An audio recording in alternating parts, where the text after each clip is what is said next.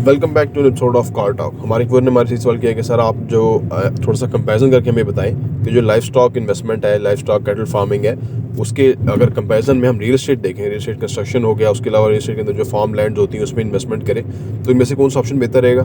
आइए इस पर बात करते हैं।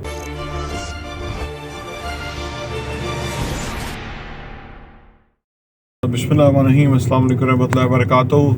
देखिए जी, जो है ना, ये दो बातें नहीं हैं। जो फार्म कैटल वगैरह फार्म है वो तो मेरा एक्सपीरियंस नहीं है, वो तो आप समझते होंगे। लेकिन रियल एस्टेट में कोई प्लॉट भी है, फिनिश असासे भी हैं जहाँ आप इन्वेस्ट करते हैं, और ये बहुत बड़ा फ़र्क है, आम बंदे को नहीं पता। प्लॉटों में जो मतलब जान है वो बड़ी मुश्किल से डलेगी, अभी टाइम लगेगा। और किसी मान इन्वेस्ट किया हुआ है और उसके बदले में वो तो वहीं पैसा पड़ा रहेगा काफ़ी टाइम, जब तक कि कोई हिलचुल शुरू नहीं होती, क्योंकि प्लॉट ना अनलिमिटेड सप्लाई के अंदर है। तो इस वजह से फिनिश जो असासे हैं वो लिमिटेड होते हैं, तो वहाँ पे डिमांड सप्लाई है, इतनी सप्लाई है नहीं। आज कोई उठ के 200 अपार्टमेंट नहीं खड़े कर सकता, उसको लगेंगे 2 साल, ठीक है ना। तो इसलिए सप्लाई एकदम नहीं आ सकती। और ये जो अभी स्टील 3 लाख को टच करके ऊपर चला गया था, तो बहुत सारे प्रोजेक्ट शुरू नहीं हुए, और ये जो कमी है शुरू बनने की, ये आगे जाके फील होगी और असासे बहुत महंगे होंगे। इसलिए हम उसमें ही लोगों को इन्वेस्ट करते हैं और उसी का हम बताते हैं। अगर आप प्लॉटों में इन्वेस्ट करते हैं तो वो प्लॉट रुके रहेंगे, उसमें तो आपको बचेगा ही कुछ नहीं, पहले ही 40-50% लॉस हुआ है लोगों का। जो फार्म की आप बात करते हैं, देखें कोई भी बिजनेस अगर आपकी उसमें एक्सपर्टीज़ है तो वो आप करें, और उसमें आपको फ़ायदा भी हो सकता है, कम भी, ज़्यादा भी, नुकसान भी हो सकता है। अगर आपको काम नहीं आता तो वो तो फिर नुकसान होगा।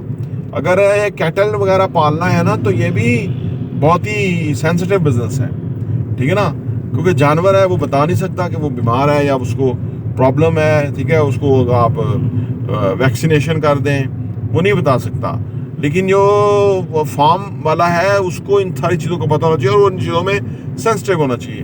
तो उन जानवरों के साथ जानवर बनना पड़ता है, तब जाके वो पलते हैं, तब जाके ना वो उनकी नज़र आती है, उनको खुराक और ये वो। प्रॉफिटेबल तो बिजनेस है, नबियों ने, पैगंबरों ने वे किया हुआ है, बकरियां पालना, ये जानवर वगैरह, तो ये तो प्रॉफिटेबल है। उमर फारूक रज़ियल्लाहु ताला अन्हु के वाले साहब उनको डांटते थे कि तुम्हें बकरियां चुराना नहीं आता, और फिर वो अजीम खलीफा बने जिनका नाम रहती दुनिया तक जिंदा रहेगा। अल्लाह ने उनको इतना मकाम अता फरमाया, और नबी पाक सल्लल्लाहु अलैहि वसल्लम की तरबियत के ज़रिए असर वो ये हुए। तो कोई भी काम है ना, तो वो मेहनत तलब होता है। अगर आप उसमें इनपुट सही डालेंगे तो आउटपुट डेफिनेट निकलेगी। लेकिन जब रियल एस्टेट में इन्वेस्ट करते हैं तो आपकी इनपुट का इतना फ़र्क नहीं है। आपने वो चीज़ ले ली, अब आपकी इंस्टॉलमेंट है तो आपने वो देनी है।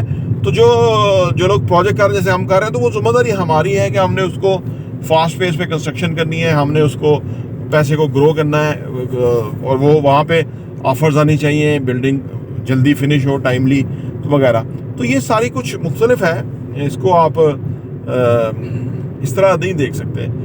जो कोई भी बिजनेस है अदर दैन रियल एस्टेट की इन्वेस्टमेंट के अलावा, तो वो एक बड़ी जिंदा और जवेद चीज़ है। उसमें आप फ़ायदा भी हो सकता है, कम भी फ़ायदा, नुकसान भी हो सकता है, बहुत नुकसान भी हो सकता है। तो ये सारा सुनता है, लेकिन आप लोगों को फैसला करते हुए आपने अपने आप को देखना है, मेरी एक्सपर्टीज़ क्या है, ठीक है ना। तो उस तरफ आप इन्वेस्ट करें तो उसको फ़ायदा होगा। अगर आपको फ़ायदा फ़र्ज करो कम भी हो, या फ़र्ज करो खुदा खदा नुकसान भी हो, लेकिन आप एक चीज़ को लर्न कर देंगे। अगर आपने कंटिन्यू करना है, उस काम को बढ़ाना है, तो फिर आप go for that experience, so that कि आप कल आज 10 जानवर पालेंगे, कल 100 और परसों 1000, मतलब आने वाले टाइम में तो आपके पास इन्वेस्टर भी आ जाएगा कि भाई मेरे साथ मेरा माल इतना डालें और आप टेक केयर करें। तो उस मॉडल पे फिर सही मानों में आप फर्दर जो है ना उस पर आगे सोचें।